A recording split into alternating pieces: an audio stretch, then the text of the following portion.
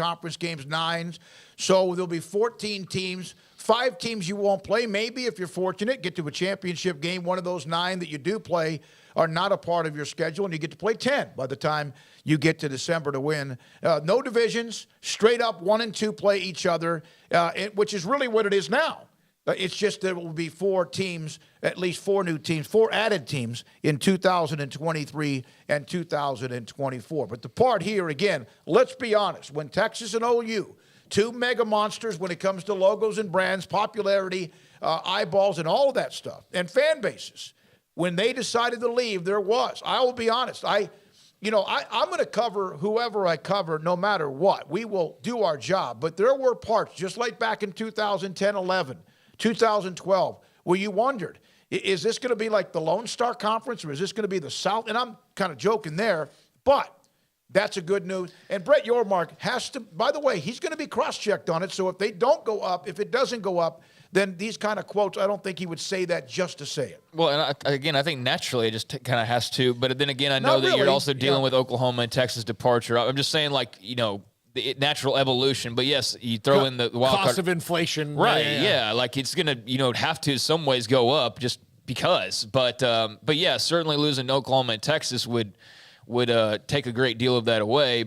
I think it's fascinating that they could be around for another 2 years. Like, I know that's the last thing their fan bases want to hear, and I can't help but chuckle a little bit at the idea of them, like, basically, I saw the movement. Like, people were just assuming next year they're out of here. Like, this is the good, enjoy us while you can.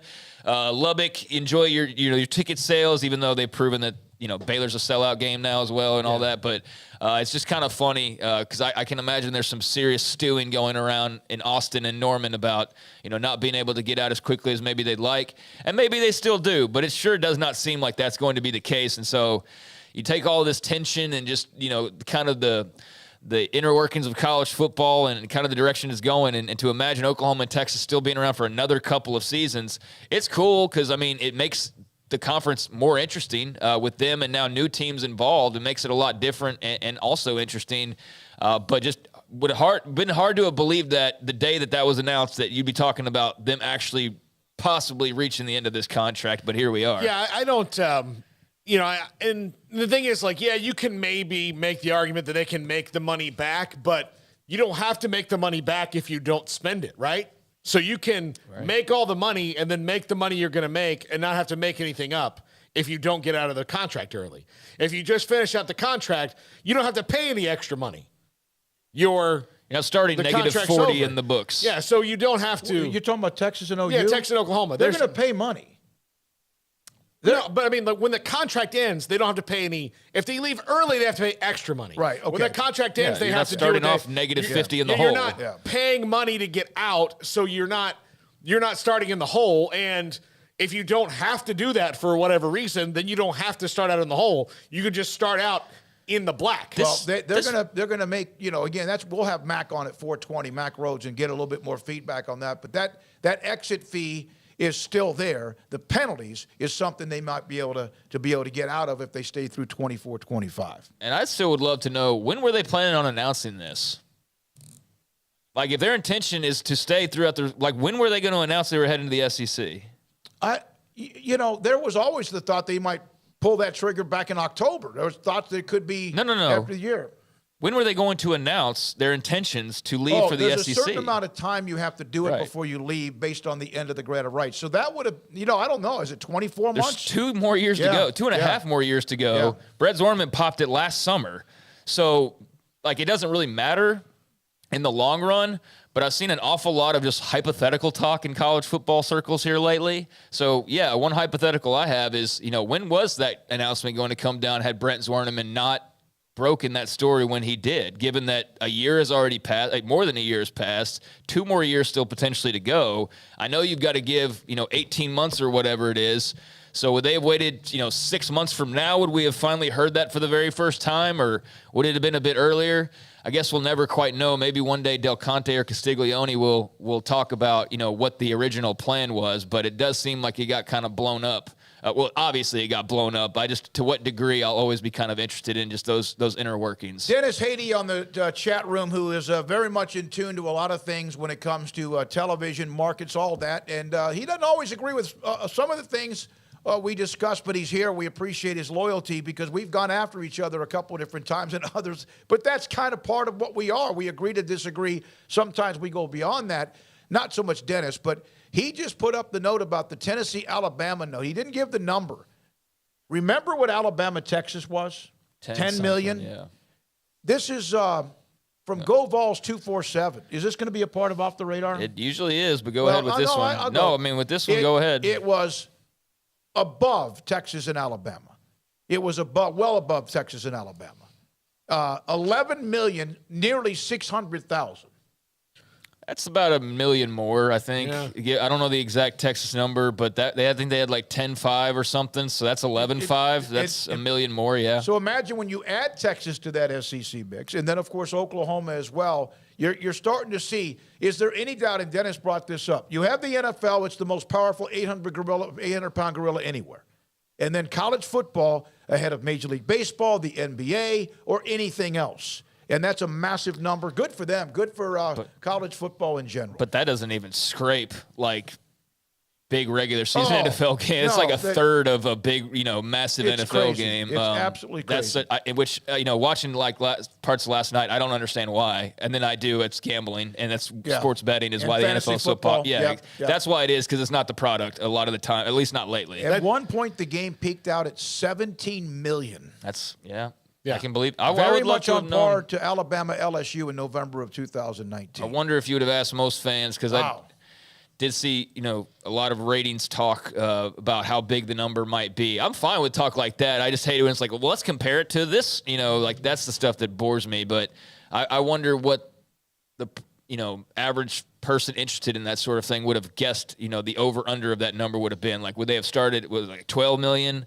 Like, how high do people in their minds think that game would have been? But that's right in line basically with Texas, Alabama. I think because of Tennessee being up a tick, Texas and Alabama both with the huge traditions, even though UT is trying to, get back to where they once were, and they would love to do that, and maybe it's around the corner, who knows? But Tennessee being unbeaten, a dynamic quarterback, a team that's scoring 100-some thousand, which was also in Austin. I would have thought that would have gotten very close to Texas and Alabama. Not so sure. I didn't expect it to go that high, but good. That's awesome. Thanks to Dennis for bringing that up. Stuart Mandel said that this season already has had one more $10 million or 10 million viewer game than all of last year, not counting any bowl games. It's been popularity. That weekend was incredible. That week, 43-40, 52-49, and then 43-42. And all of those games were marquee-type games. One of them a little bit later in the evening, USC and Utah. All right, a lot to get to as much as we possibly can. So to me, I love that Yormark's out in front. The men's basketball media days tomorrow in Kansas City. So that's good that he kind of just, hey, he's trying to lead this charge, even though there's a ton of work still to be done. I'm just imagining like an random Oklahoma fan, getting the news that, oh, hey, you got 2 more years potentially left in the Big 12, and I know for Texas fans it'd be the same as well. But man, that's just, it's hard to imagine that, given just kind of how the last year has gone. That, it's the final time that you'll ever go to Lubbock. Well, not so fast, my friend. It looks like you might be back in a couple years. So I don't know if we'll ever get a proper send-off, or if just Texas and OU will abruptly announce like sometime next year, like, nope, we changed our minds, we're out of here. I don't think they're getting the Mariano Rivera. No, but just like to know, like, hey, this is the last time that Texas is going to play in Lubbock, or Oklahoma's coming to Fort Worth, or vice versa. I guess we'll have to wait on, that, and maybe we'll never get an official send-off in that regard. Oh, I guess we would. Like, if we get to 24-25, like, clearly that's the end. But, yeah, just kind of surprising to think that that's actually not only a possibility, but the favored outcome at the moment is them sticking around. I'm good with it. I'm good with it, yeah. I'm just kind of taking it in of like that real – that being real, that idea of them being around for a couple more years is just kind of hard to wrap your head around, especially with the new – entries into the conference. And if Brett Yormark does not send Texas to Houston in these next couple of years, then we're going to have a talk at media days. Well, we might do it before that. I think that instead of doing the Mariano Rivera where they like build him a chair out of bats and all the different things that everybody that he broke did from him, that was cool. What you should do is play if you win. You can only do it if you win. If they win, then you can't do it. But play different songs with goodbye as they, so like In Sync. Yeah, or like From the Sound of Music. Yeah. So long, farewell of you. Yeah.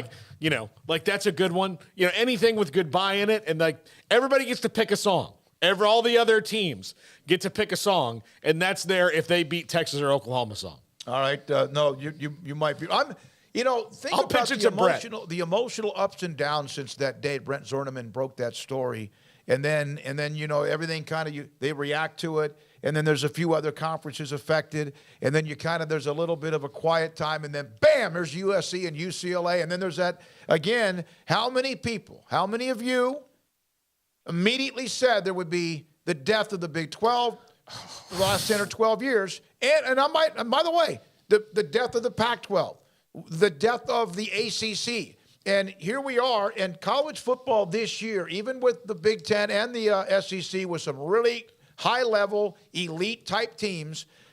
You look up, and everyone's still standing, and now the Pac-12, you wish and hope that they get what they need, and the Big 12, according to Yormark, is going to get a little bit of a bump, inflation, whatever you guys talk about with that as well. I think there's going to be a third type, whatever revenue it might be, that's going to also help out. That no one's told me that. That's just based on what he has said from day one.